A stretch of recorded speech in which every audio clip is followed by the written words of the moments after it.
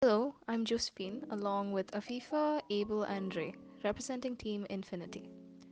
Our goal here was to design a Hyperloop, which, in simple words, is an ultra high speed transportation system with stations at each of its ports carrying passenger pods. So, to start off, we looked at how to have the stations itself function efficiently. We achieved this with careful zoning to control crowds, which has been mapped and planned appropriately in order to create the fastest and smoothest path for passengers. This will help reduce crowds and unnecessary queues. All means of transportations like escalators, elevators, and wheelchair access are available on every floor after the starting point and before the destination. Separate exits for taxis and public transport have been considered as well. What are the socioeconomic opportunities that comes with the Hyperloop? The biggest social change would be the perception of distance, as it would take a mere 2 hours compared to 6 to 20 hours to travel from Jebel Ali to Jeddah. There would also be an increase in productivity due to reduced travel time as well as the comfort in passenger pods. Considering all of this, the Hyperloop would be the preferred mode of transport and traffic in general would be reduced. And on a more heartfelt note, people would see their loved ones more often with the ease of transport. On to the economic benefits. Job opportunities would expand, with people living in outskirts of cities being able to travel faster and further to where their job would require them. The same would apply to students traveling to their desired schools. Housing in major cities is quite expensive, and with the Hyperloop, people would not have the transportation restriction to live in places more affordable. There can also be an increase in the capacity of shipments, as there can be more cargo on the road without physically increasing the area for the storage, thus speeding them up. With environmental benefits, the Infinity Hyperloop is powered by sustainable energy, such as solar power, and does not utilize any energy from the combustion of fossil fuels. As mentioned earlier, road congestion would be greatly reduced. Since this runs in an almost vacuum atmosphere, the journey is smooth with reduced noise.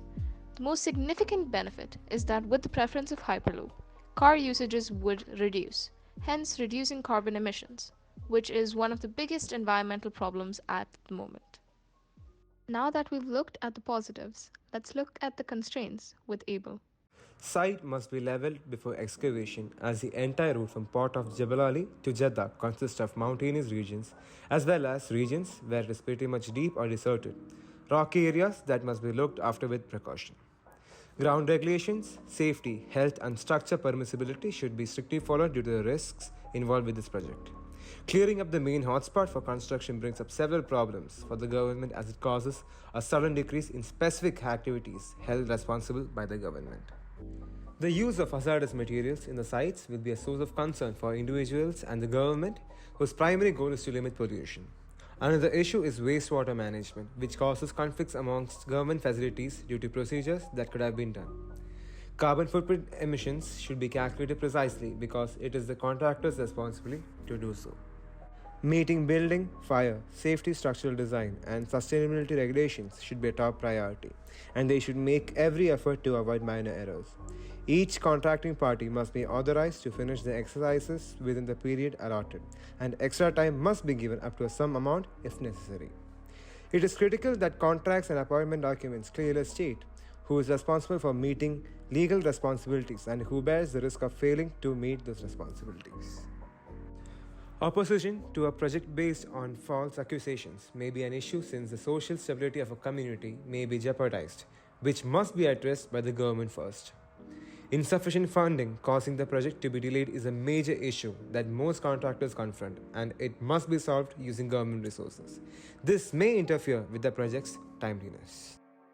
Now looking at the buildability of this project, the Hyperloop system would have to pass through various landforms such as desert areas, rocky areas, mountainous regions, valleys, and through infrastructure and cities. To accommodate this, we would have to conduct proper surveys and use appropriate technologies to decide which equipment would be best suited for this project.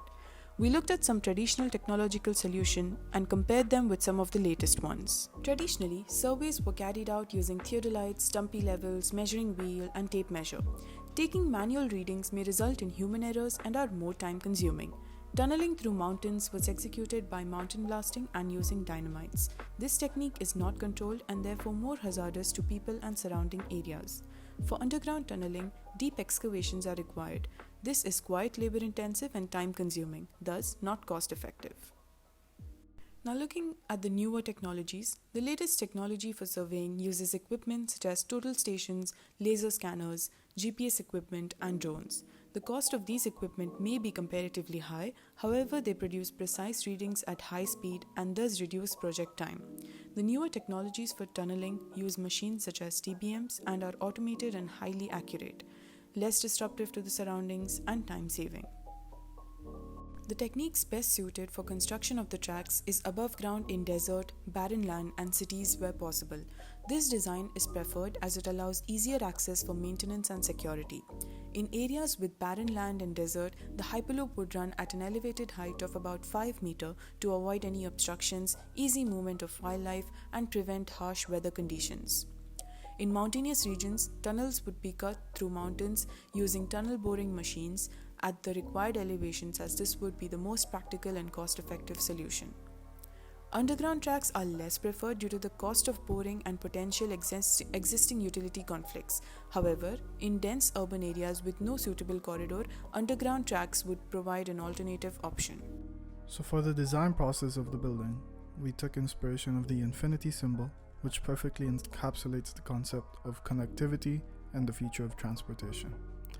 This design gives a linear path for travelers towards their journey and also gives a large emphasis on the centralization of passengers' point of travel. For the elevations, as you can see, we have 4 main distinct elevations for the building. We have the Hyperloop tube, the wings/entrances, the terminal/Hyperloop platform, and finally the retail space. For the retail zone, this is located underneath the Hyperloop platform, which houses all the retail opportunities. These are spots where passengers can dine and shop. It'll be the main pre-travel hub and will also be the main portal for travelers before departing for their journey. Next are the wings. The wings serve as entrances that elevate passengers towards the main Hyperloop platform. They also serve as waiting areas for passengers, bus travelers, and more. Accessibility is also included in our design, which also shows that lifts are available for people of determination to transport them to the main platform and back. The main terminal itself. The terminal or the main Hyperloop platform is where passengers embark for their journey. The central hub in the middle of the infinity symbol-shaped station is where passengers purchase or inquire about tickets for their destination. Let's look at the main functionality of the platform floor. There are 16 Hyperloop bays which transport travelers to their respective destination. They are arranged in a way that follows the direction of travel for passengers. The spaces and rooms for the station are mirrored for each side of the station. These sets of rooms are the first aid room, the staff room, and the control room. The first aid rooms are an essential space for any building. This will ensure the safety and health of passengers during emergencies. The staff room are office spaces for station personnel. In the control room, Hyperloop transport will require a control room that regulates travels and oversees each individual pod. This room functions as the brain of the Hyperloop operation. As mentioned before, at the center of the station is the central hub, where passengers purchase or inquire tickets for their travels. That's all for the design. We'll return back to Joe. We have been Team Infinity. Thank you for your attention.